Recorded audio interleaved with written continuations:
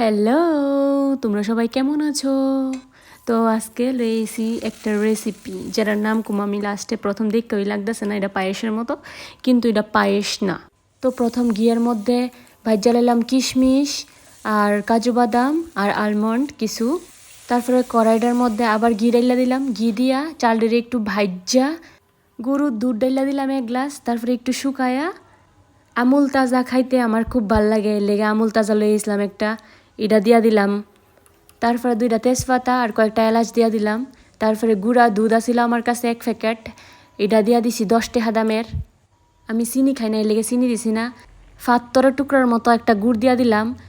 আরে আমি তো কইতামই ভুল গেছি গা, আমার রেসিপির প্রধান উপাদান হইল গিয়া লালি, মানে খেজুরের রস। এরপরে দিয়ে দিলাম ভাজা কিশমিশ আর বাদামগুলা দিয়া নামাই লাইলাম একটু পরে। তো হয়ে গেল আমরা মিষ্টি ভাত রেডি।